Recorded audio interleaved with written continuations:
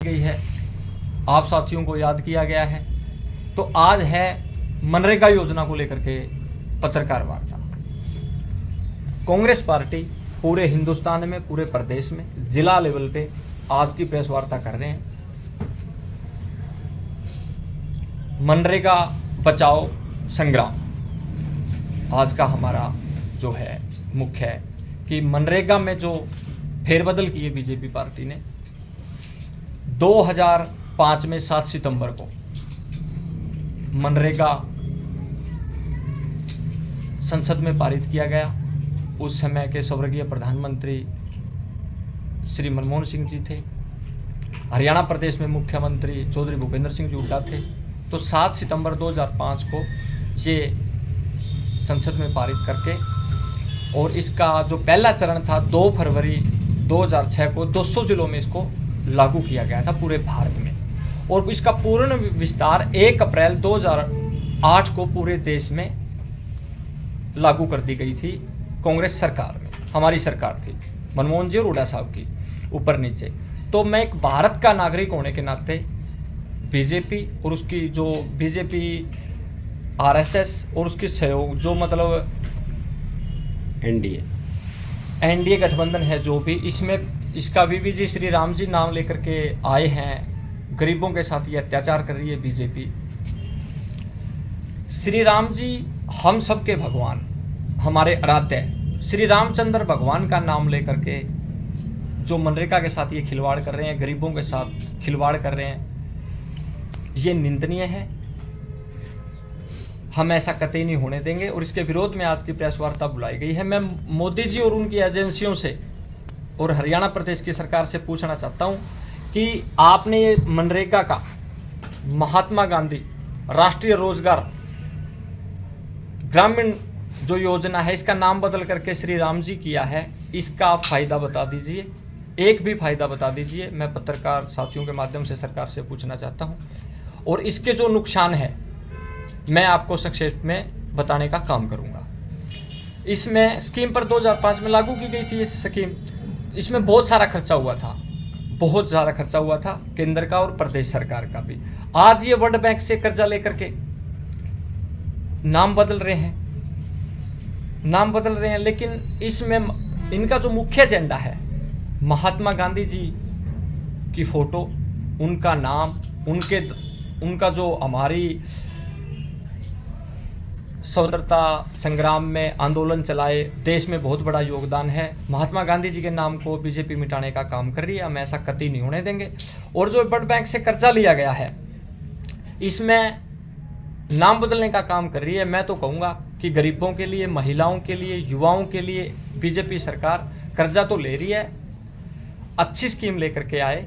और मैं आज आपके माध्यम से माननीय मुख्यमंत्री जी श्री नायब सिंह सैनी जी और केंद्र सरकार से सवाल करता हूं कि हमारे प्रदेश पे कितना कर्जा बढ़ा है, आप उसका थोड़ा सा देखें। मनरेगा योजना का नाम बदलना निंदनीय है। और मैं आपको एक चीज़ और बताना चाहूँगा। इसमें ये जो मुख्य एजेंडा इनका है महात्मा गांधी की सोच मिटा करके, ये मेरे को लग रहा है कि महात्मा गांधी जी की फोटो भी नोटों से हटाना चाहते हैं। ये किसकी, अडानी की लगाएंगे, अंबानी की लगाएंगे, जो इनके मतलब जो रईस लोग हैं, पूंजीपति लोगों की ये पार्टी है, पता नहीं उनकी फ़ोटो लगाएंगे। शायद ये महात्मा गांधी जी की फ़ोटो भी हटाने का काम करेंगी। बीजेपी और एजेंसी ने कभी भी भारत के विकास के बारे में नहीं सोचा। आपके माध्यम से मैं बताना चाहूँगा, भगवान राम हमारे आस्था के प्रतीक हैं, उनके नाम पर गरीबों का छीना जाना निंदनीय है। मनरेगा नाम बदल कर बजट घटा दिया गया, काम के दिन आते कर दिए गए, मजदूरों का अधिकार खत्म कर दिया गया, बजट खत्म, रोजगार खत्म कर दिया गया। पंचायत, हमारी आंगनवाड़ी वाली बहनें हैं, उनका मानदेय रुका हुआ है, हेल्परों का मानदेय रुका हुआ है। और जो मनरेगा मजदूरों के साथ जो ज्यादती हो रही है, उनके टाइम पे पैसा मिलना चाहिए, सारा कुछ पैसा मिलना चाहिए। और जो भ्रष्टाचार हो रहा है सरकार में, इसकी जांच होनी चाहिए, एक एक भ्रष्टाचार की जांच होनी चाहिए। अनिल विज जी कहते हैं, सैनी साहब कहते हैं, आदरणीय हमारे प्रधानमंत्री मोदी जी भी कहते हैं, गृह मंत्री जी भी कहते हैं कि हम इसकी जांच कराएंगे, लेकिन अभी तक कोई ना जांच हुई सुशील जी। और इसका सिर्फ क्या है कि बीजेपी पार्टी मैं आपको एक बार फिर बताना चाहूँगा, बीजेपी पार्टी की मंशा और है, देश को तोड़ने की मंशा है। ये लोग हिंदू मुस्लिम जाति पाति और धर्म के नाम पे देश को बांट करके राज कर रहे हैं। और हरियाणा प्रदेश में अभी पीछे 1 साल सवा साल पहले चुनाव था, हरियाणा प्रदेश की जनता कांग्रेस पार्टी का राज बनाने का मन बना चुकी थी। इन्होंने वोट चोरी से, धांधली से और जाति पाति और हिंदू मुस्लिम कर करके अपनी सत्ता बनाई है, वरना कांग्रेस पार्टी का आज राज होता हरियाणा प्रदेश में, और एक विकास की गंगा जो हरियाणा प्रदेश में बहती वो एक अलग ही होती। नवल जी, आपने बड़ा अच्छा साफ सुथरा क्वेश्चन किया। मैं आपके माध्यम से सरकार को ये पूछना चाहूँगा कि वीवी जी श्री राम जी हमारे परमात्मा, सभी लोगों के लिए, सभी भारतवासियों के लिए, प्रदेशवासियों के लिए, टोहाना वासियों के लिए हमारे लिए पूजनीय हैं, हमेशा पूजनीय रहेंगे। राजनीति में श्री राम जी का नाम इस्तेमाल करके, उनकी आस्था का इस्तेमाल करके बीजेपी खुद गुमराह कर रही है प्रदेशवासियों को, देशवासियों को।